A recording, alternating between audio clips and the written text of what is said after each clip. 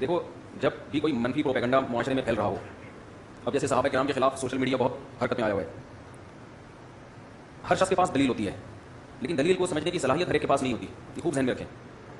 قرآن بھی کہتا ہے کہ جب بھی کوئی بات پہنچے اہل علم کی طرف لوٹاؤ، وہ تمہیں اس کا مطلب بتائیں گے۔ آج میں نے کلپ دیکھا، مجھے لوگوں نے بھیجا، وہ حضرت عمرو بن العاص رضی اللہ تعالیٰ عنہ کے حوالے سے، مشہور زمانہ صاحب ہیں جنہوں نے پہلے بیک گراؤنڈ میں میوزک لگایا ہوا ہے جیسے بڑے غم کا نا غیر ان کی موت کا وقت ہے، اور وہ کیا کہہ کے دنیا سے چلے گئے۔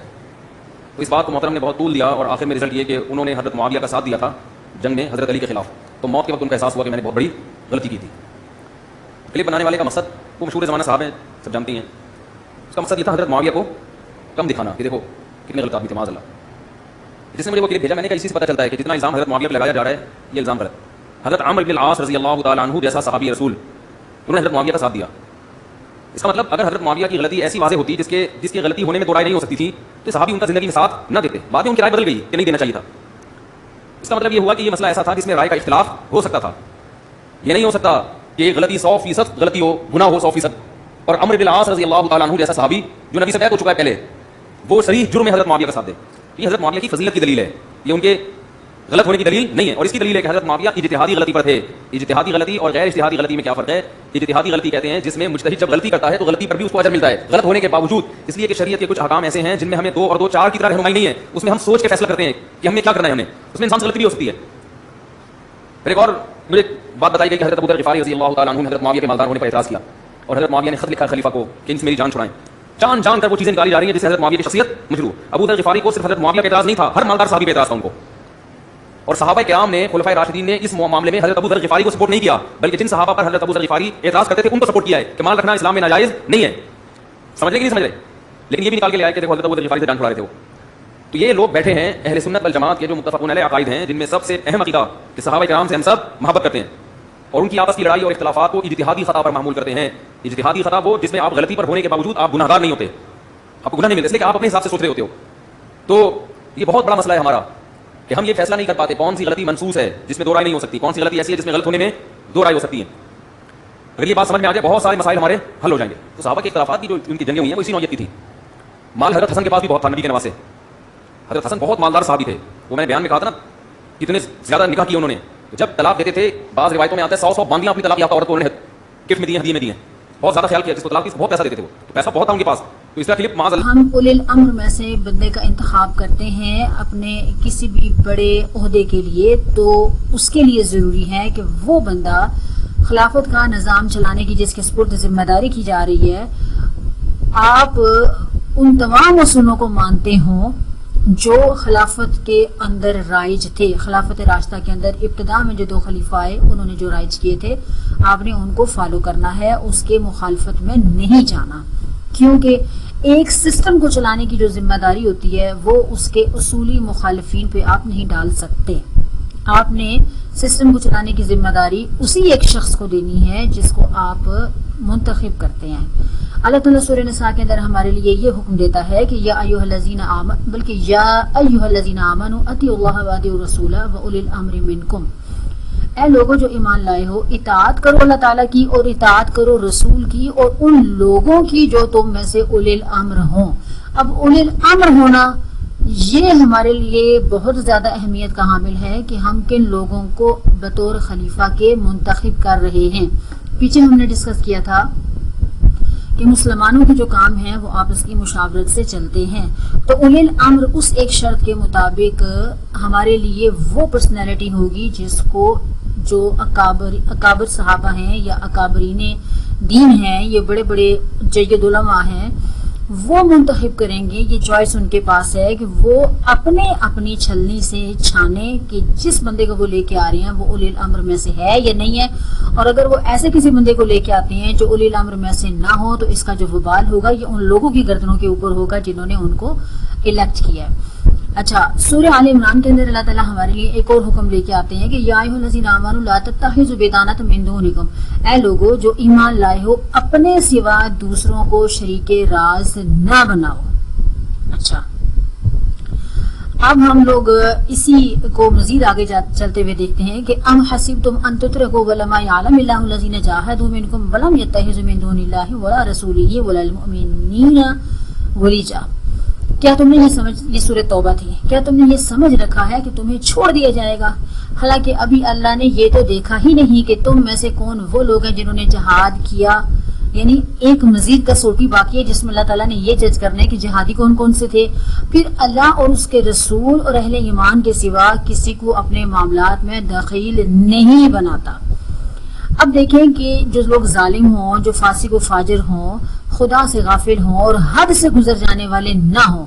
بلکہ ایماندار ہوں، خدا ترس ہوں، نیکوکار ہوں، کوئی ظالم یا فاسق اگر امارت یا امامت کے منصب پر قابض ہو جاتا ہے تو اس کی امارت، یہ امارت لفظ ہے، امارت اسلام کی نگاہ میں باطل ہے. اس کی ریزن یہ ہے کہ کوئی بھی جو ظالم ہوگا، فاسق ہوگا، فاجر ہوگا، وہ اولی الامر میں نہیں آتا. اولی الامر میں وہ ہوگا جو اللہ تعالیٰ سے ڈرنے والا ہوگا، متقی ہوگا، خدا کا خوف رکھنے والا ہوگا، خدا ترس انسان ہوگا، نیکوکار ہوگا اور اپنے ہر معاملے کو اللہ تعالیٰ کی طرف اور اللہ کے رسول کی طرف پلٹانے والا ہوگا کہ مجھے رہنمائی اگر ملنی ہے تو وہ اللہ تعالیٰ سے ملنی ہے، اللہ کے نبی کی سنتوں سے ملنی ہے اور اس کے بعد خلفائے راشدین کے طریق سے ملنی ہے. تو اگر کوئی بندہ ایسا نہیں کرتا اور زبردستی اپنے ظلم کے ساتھ، اپنے فاسق ہونے کے ساتھ، اپنے فسق کے ساتھ یا تلوار کے بلبوتے کے اوپر یا دوسروں کو ذلیل کرنے کے بلبوتے کے اوپر کہ شریف لوگ اپنی عزت بچانے کے لیے خاموش ہو جائیں، تو ایسا بندہ اگر امارت حاصل کر لیتا ہے یا کسی عہدے کے اوپر قابض ہو جاتا ہے تو اسلام کی نگاہ میں اس کا جو عہدہ ہے، اس کی جو حکومت ہے، گورنری ہے، وہ باطل ہے. اور ایسا ہی کیا بزور طاقت، بزور پاور، فتنہ و فساد کھڑا کیا حضرت عثمان غنی اور حضرت نائلہ کی شہادت کے اوپر. حضرت عثمان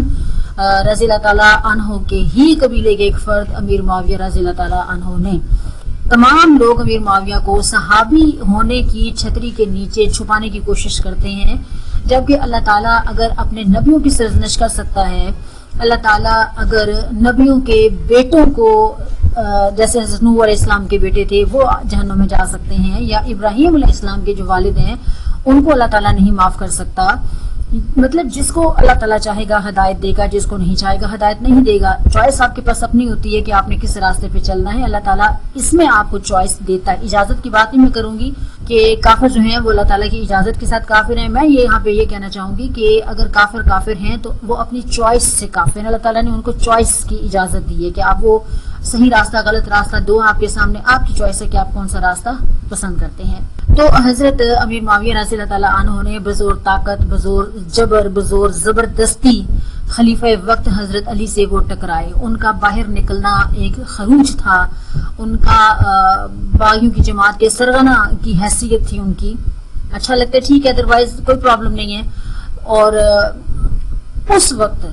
جو ایک باغی کی سزا ہونی چاہیے تھی، یہ اکارڈنگ ٹو رولز ان کو ملنی چاہیے تھی. پھر وہ تمام لوگ جو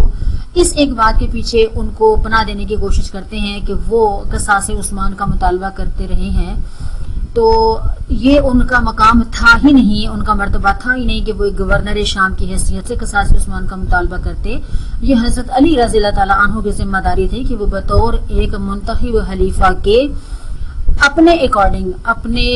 معاملات کے اکارڈنگ جو حالات مدینہ کے اندر چل رہے تھے اس کے مطابق وہ فیصلہ کرتے کہ انہوں نے کیسے باغیوں کو پکڑنا ہے، کیسے ان کو سزا دینی ہے، اور وہ تمام معاملات بلوائیوں کے ساتھ انہوں نے کیسے ڈیل کرنے ہیں. یہ جو کچھ امیر معاویہ نے کیا، اس کی اجازت نہ تو انہیں اللہ تعالیٰ قرآن میں دے رہا تھا، نہ نبی کی سنتوں سے ان کے پاس یہ اجازت آئی، نہ ہی جو اولین 3 خلیفہ تھے ان کی طرف سے ایسا کوئی کام ہوا کہ وہ اس کو اپنے لیے حجت بنا کے پیش کریں. پھر ایک پوائنٹ اور بھی ہے کہ آپ یہ سمجھ لیں کہ اگر آپ یہ کہتے ہیں کہ امیر معاویہ جو تھے وہ غیرت میں آ کے انہوں نے یہ کام کیا، تو میرا آپ سے سوال ہے کہ باقی تمام جو گورنرز تھے تمام ڈیفرنٹ صوبوں کے، تو کیا وہ غیرت مند نہیں تھے؟ کیا انہیں محبت نہیں تھی عثمان غنی سے جتنی کہ محبت کا دعویٰ امیر معاویہ کرتے رہے ہیں؟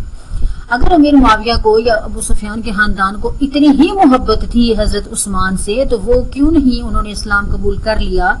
جب حضرت عثمان نے اسلام قبول کیا تھا، یا اولین دور میں انہوں نے کیوں نہیں اسلام قبول کر لیا؟ اس کا مطلب یہ ہے کہ جب اسلام مشقتوں کے دور سے گزر رہا تھا تو تب آپ عیش و آرام کی زندگی گزار رہے تھے، اور آپ اس مشکل زندگی کو پسند نہیں کرتے تھے کہ آپ اس میں سے گزریں، اس وجہ سے آپ نے اسلام قبول نہیں کیا. یا یہ کہ اسلام کے آپ کے اندر کوئی رغبت نہیں تھی، کوئی محبت یا شوق نہیں تھا، یا آپ عیش و عشرت اور آرام و سکون کی لائف چھوڑ کے اسلام کی مشکل زندگی نہیں جینا چاہتے تھے، تو پھر جب اسلام کے اندر قربانیوں کا پھل کھانے کا وقت آیا تو اس وقت آپ کو کس نے یہ حق دیا کہ آپ حضرت علی رضی اللہ تعالیٰ عنہ کے مقابلے میں کھڑے ہو کے وہ تمام کام کریں جو خلفۂ راشدین نے نہیں کیے، جو نبی صلی اللہ علیہ وسلم کی سنتوں سے ثابت نہیں ہے؟ بلکہ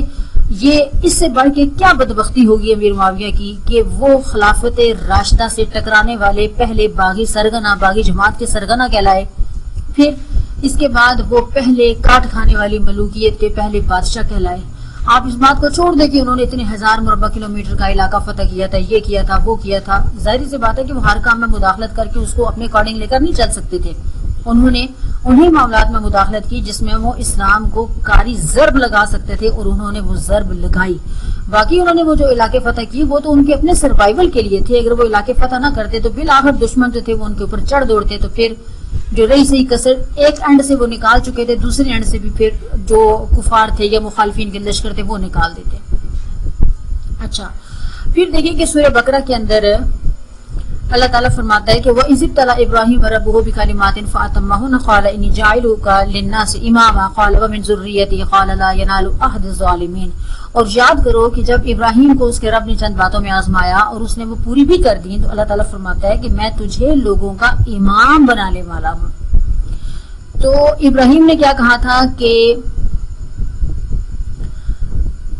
اللہ تعالیٰ میری اولاد میں سے بھی ایسے لوگ ہوں گے جو امام بنیں گے، تو اللہ تعالیٰ نے فرمایا کہ میرا عہد ظالموں کو نہیں پہنچتا۔ اس کا اسٹریٹ فارورڈ مطلب ہے کہ ظالم لوگ مسلمانوں کی جماعت کے امام نہیں بنتے۔ تو امیر معاویہ نے رضی اللہ تعالیٰ عنہ نے جو ظلم بعد میں ڈھائے، تو آپ ان کو اگر صحابی کی کیٹیگری سے 1 منٹ کے لیے باہر کر دیں تو وہ تو ایک ظالم بادشاہ تھے۔ اس سے بڑھ کے ظالم کون ہوگا جو رسول اللہ کے نبوت سے ٹکرائے، رسول اللہ کے محنتوں سے ٹکرائے؟ عمر، ابو بکر اور عثمان کے جو پہلے 6 سالہ دور ہیں، جس میں بنو امیہ کا زیادہ زور نہیں تھا، بلکہ امیر حضرت عمر فاروق کے جو اپوائنٹڈ تھے گورنرز، ان کا زور تھا، یا وہ لوگ موجود تھے تو ان کا زیادہ زور نہیں چل پایا۔ لیکن جب ان کا زور چلا تو پھر آخری جو 6 سال تھے حضرت عثمان غنی کے، وہ بہت مشکل اور کربناک گزرے ہیں، کیونکہ پھر ایک چیز یہ بھی ہوتی ہے کہ جب آپ بڑے بڑے عہدوں کے اوپر چرب زبان، لالچی،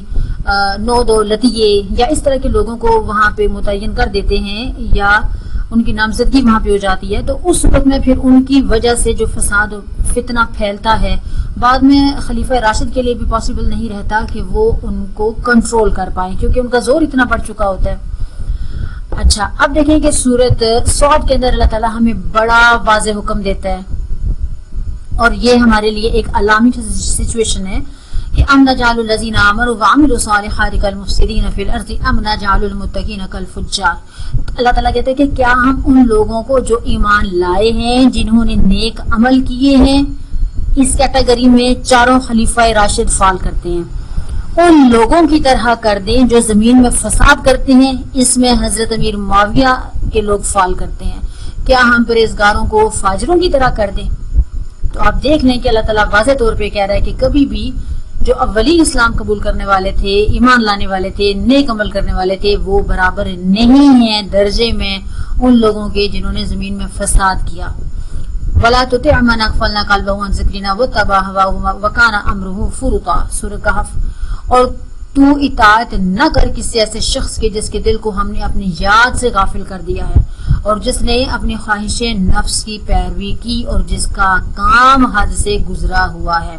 یہاں پہ اللہ تعالیٰ آپ کو ہمیں واضح طور پہ حکم دے رہے ہیں کہ حضرت امیر معاویہ کا حکومت کا حاصل کرنا ان کی ذاتی خواہش نفسانی کی وجہ سے تھا۔ امت کے وسیع تر مفاد میں اگر ہوتا تو جس طرح حضرت حسن رضی اللہ تعالیٰ عنہ 40,000 80,000 لوگوں کی گردنیں کٹوانے کی بجائے امیر معاویہ کے حق میں دستبردار ہو گئے تھے، اور وہ فرمایا کرتے تھے کہ عرب کی تمام گردنیں میرے ہاتھ میں تھی، میں جدھر چاہتا ان کو لے کے چلتا، چاہتا تو کٹوا دیتا، چاہتا تو بچا لیتا۔